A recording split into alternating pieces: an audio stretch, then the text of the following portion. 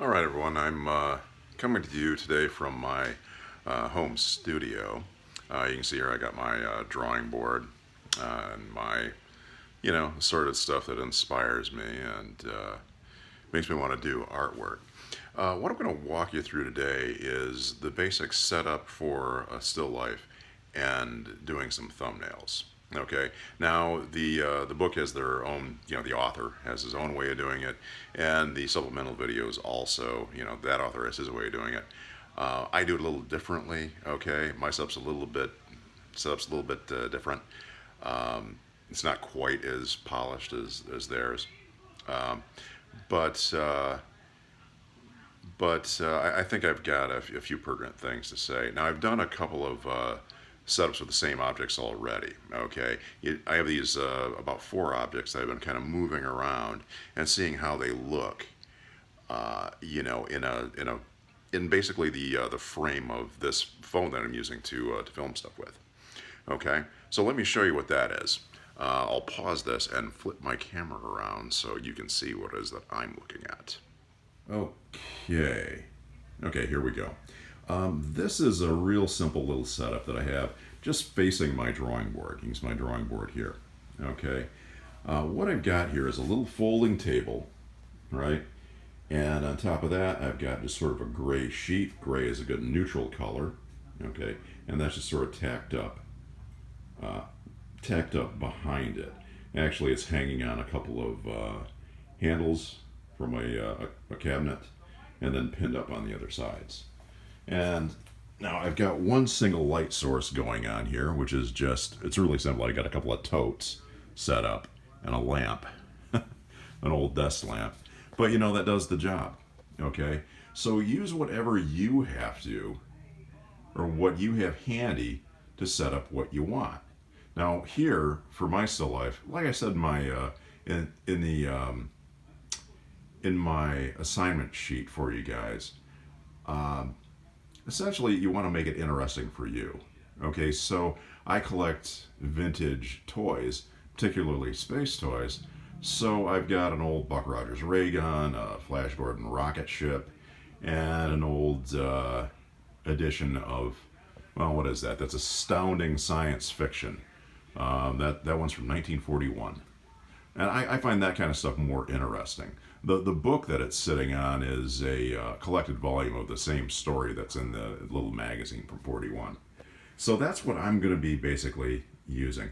This is what I came up with. I had tried using the rocket ship as the horizontal object and the ray gun setting up sort of on its edge, but I didn't like the way that looked as much. I also tried using the book sort of set up on its one edge, but I didn't think it worked quite as well.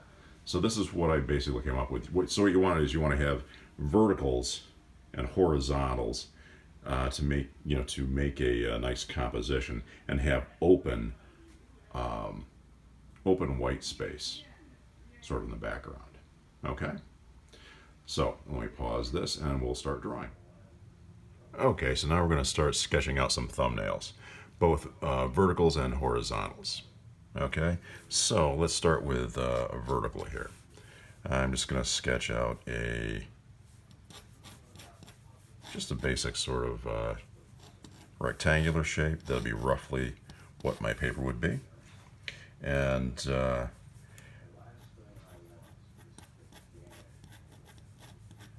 And with these thumbnails, you can be really rough with it. Just try and figure out, okay, what my angle is going to be. How's this going to look? I got a couple of different views too that I've actually took photos of the setup. That kind of makes it a little bit easier to figure out exactly how I want to do this. So I've got my vertical object here, I got my horizontal object here. Again, you can keep them really rough. Put in a little bit of detail if you want. And then in this case, I've got the magazine about like that. I'm looking at the angles very closely, where they are in relation to each other. Something like that. Either first one, and then let's see, we got the book underneath the magazine coming off, something like that. Running off the square just a little bit, but that's okay, not a big deal. And that's my angle there. I'm thinking a lot about the perspective of the objects. Okay.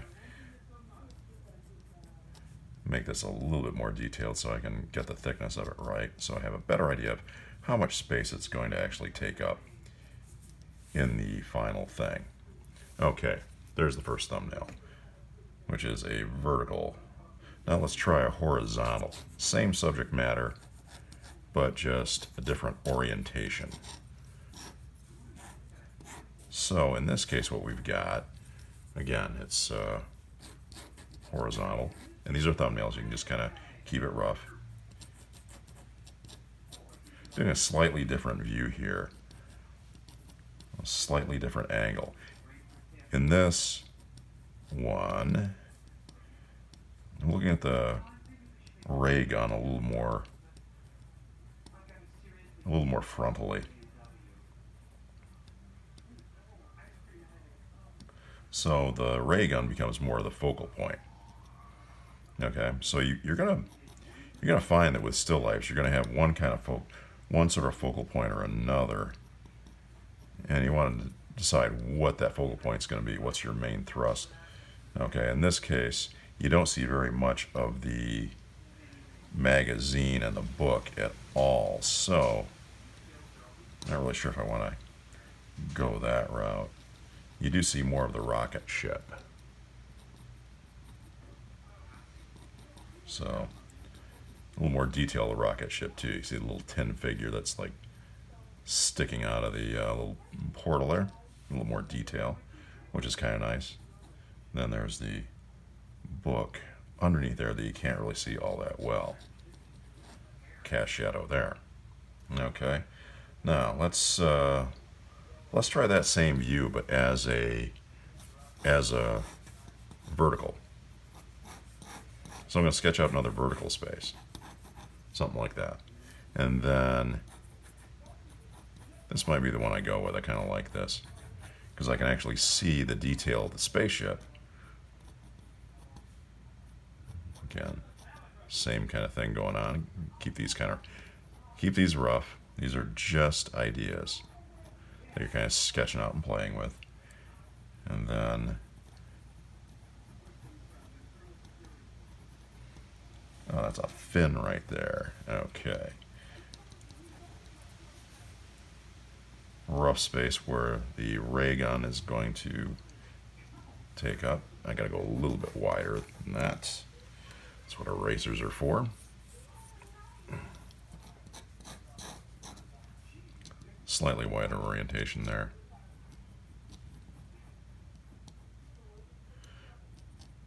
It's a 1936 atomic disintegrator made by the Daisy BB gun company in 1936. Like you needed to know that. Anyway, sorry, huge fan of Buck Rogers. Buck Rogers, Flash Gordon, all that old-time space stuff. There.